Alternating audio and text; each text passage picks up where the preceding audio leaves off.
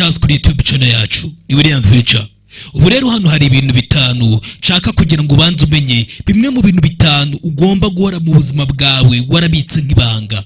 Ni ibintu ugomba kubika nk'ibanga, ugomba kugendana nabyo kuko umunsi uzivamo ibi bintu byose ukabivuga nta kintu uzabusigaranye muri ubuzima, uzitwa umuhombyi. Ndetse ni no mpamvu ugomba kujya wicara buri munsi wibitse iri banga ryawe. Ariko mbere ko turengano, kora like na subscribe ndetse n'ibikigera kuri YouTube channel yacu, ndetse kugira ngo duhere ku kintu cya mbere.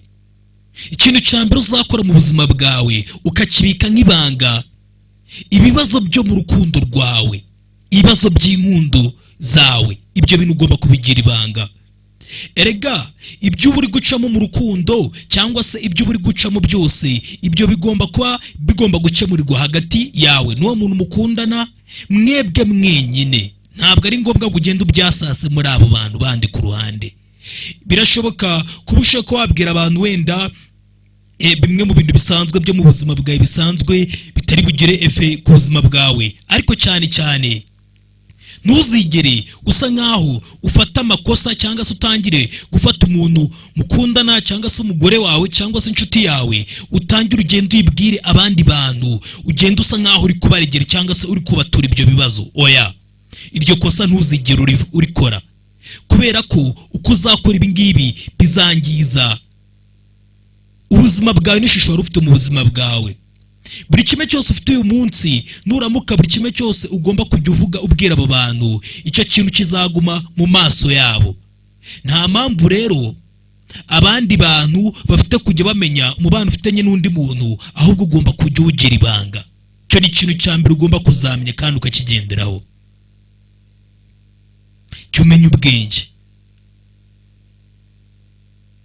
Ikindi kintu cya kabiri uzabika nk'ibanga, umufaranga ari kuri konti yawe, amafaranga usigaranye kuri konti yawe, ari kuri banki, ari kuri momo, ari ahandi hantu hose uzigama. Menya ko umutungo wawe ni kimwe mu bintu bishoboye kukwafekta cyangwa se bikangiza ubuzima bwawe mu buryo bumwe iyo uramutse ubibwiye abandi bantu cyangwa se ugatangira kwivamo, kubera ko uzabona ko nuramuka ufite amafaranga niwe bizagiraho ingaruka, cyangwa se nunayabura niwe bizagiraho ingaruka. Kandi biba byiza ukomeje kubika umubare wawe w'amafaranga usigaranye nk'ibanga, kugira ngo wirinde mu bantu bafite indambi cyangwa se abo bantu b'abanyeshyari bakuzaho mu buzima bwawe, rimwe na rimwe bigize abana beza. Ibyo bintu ugomba kubyirinda. Nta muntu utabasha guhishisha ari ryabo muri bo. Hari abantu bazaza mu buzima bwawe bakigira nkaho ari abana beza, ariko mu by'ukuri iyo umuntu yamaze kumenya ikiri kujya mbere mu ikofi yawe, ishyari rirazamuka, urwango rukazamuka, atangira kubona ko atangiye kumuterana imbere ibintu bikomeye. Hisha amafaranga ufite. Ikindi kintu cya gatatu, ibibazo by'umuryango wawe ni bimwe mu bindi bintu ugomba kujya ubika nk'ibanga niba uri umunyabwenge. Kabone n'ubwo umuryango wawe waba uri kukubabaza cyangwa se uri guca mu bihe bigoranye, kuko kuvuga ibibazo by'umuryango wawe ntabwo ari byiza. Ibyo nanone byangiza ya shusho y'umuryango wawe, yaba inshuti zawe, yaba uko umuntu mwaba muri inshuti bingana gute, uko mwaba mumenyeranye cyane, ntufite kujya umubwira buri kimwe cyose kiri gusa nkaho kijya mbere ku miryango ifunze ku muryango wawe, cyangwa se bya bintu biba bisa nk'ibibera mu muryango wanyu imbere ngo ubibwire inshuti yawe. Oya, ibyo ni ibanga ryawe. Twese tujya tugira ubusazi bwacu n'uburyo tubona ibintu rimwe na rimwe bigatuma tubitandukanya n'ibindi. Uko rero nako ugomba kwitondera abo bantu, ko bavuga ibintu byinshi ku muryango wawe, ibyo bizatangira kurema ishusho itari ikenewe ku muryango wawe, kandi ibyo bintu bishobora kuba byakuzanira ibibazo kuruta uko wabitekerezaga. Ako kandi ukamenyeho ubwenge kandi ugendane nako. Ikindi kintu cya kane, intege nkeya zawe.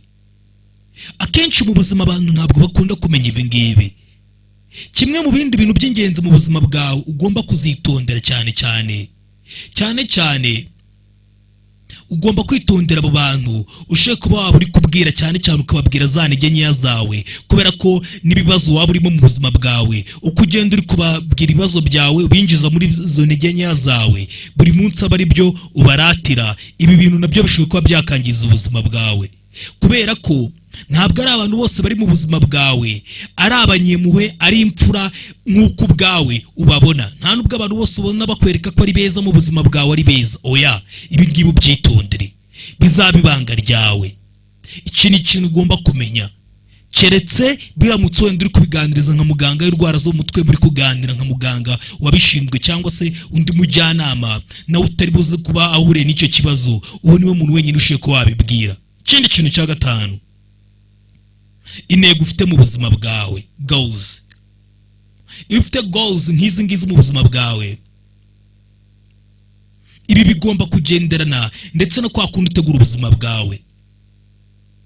Hari igihe usanga rimwe na rimwe abantu bivuyemo akaba ari kuvuga ngo intego se nizi, azakora ibi n'ibi, ariko reka nkubwire ikintu kimwe, burya uba wibeshya iyo uri kuvuga za ntego zawe uzibwira abantu.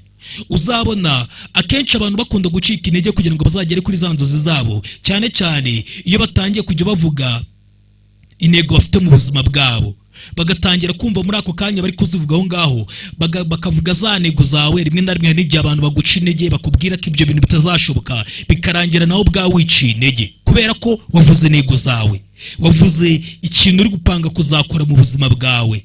Ukuri kubivuga hafi y'abo bantu barushaho kugenda ucika intege ndetse bakakubwira yuko ibyo bintu bitazashoboka, kandi wowe ubwawe ubitangira mbere wabonaga bizashoboka. Niyo mpamvu rero intego yawe ugomba kujibikaho ku giti cyawe. Mbere na mbere ikintu ugomba kumenya, ugomba kwiga kwikonsantiraho, kwimaraho umwanya munini witekerezaho, kandi ugatekereza kuri ibyo bintu ushaka kuzagira mu buzima bwawe, niba ushaka kuzatera imbere koko.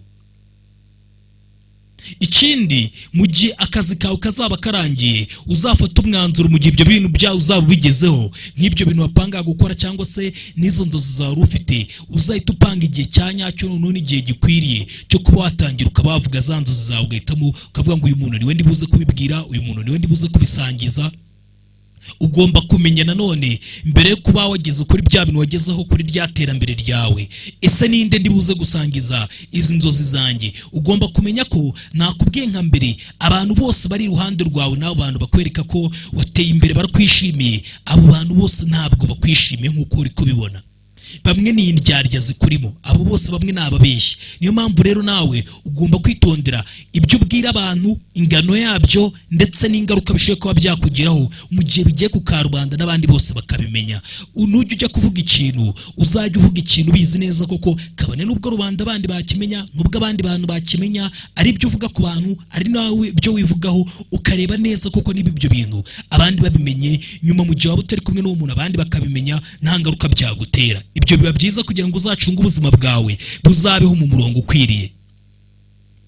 Ibyo bizagufasha mu buzima bwawe, kandi ibyo wahitamo gukora byose uzajya uteka ubigira ibanga, kandi ubigumane ubwawe kugeza za nzozi zawe zigezeho. Abo bantu nabo ubwabo bazatungurwa no kubona wa muntu bigeze kubwira ngo ba muntu batigeze babona, wowe uzajya ubaho umuntu w'amayobera. Ba bantu bajyaga babona nk'aho uri umuntu usanzwe cyangwa se uri inshuti yabo, babona iteka mu buzima uri gutungura abantu. Nibwo akenshi utajya ubaremamo ishyari, nibwo utaremamo ishyari, kuko akenshi kuvuga bya bintu byawe utangira gusa nk'aho uri kubatera ubwoba. Uri kuvuga ngo ndagera kuri ibi, nageze kuri ibi, ujya usanga rimwe na rimwe hari abantu bivamo gutya, aka nakagezeho. Umuntu uri kubibwira nta kintu afite, uri kubusa nk'aho uri kumuremamo ishyari. Kora ibintu byawe ubatungure, ndetse bajye bagufata nk'umuntu w'amayobera buri munsi, ariko utivamo buri munsi uba uri umuntu w'amayobera, kuko akenshi uko uzakomeza kuvuga ibyo bintu batera ubwoba, uzaba uri kwikurira ishyari mu buzima bwawe, n'abo bantu baguhemukira bakugirira nabi, wica ubuzima bwawe. Jya umenya ubwenge,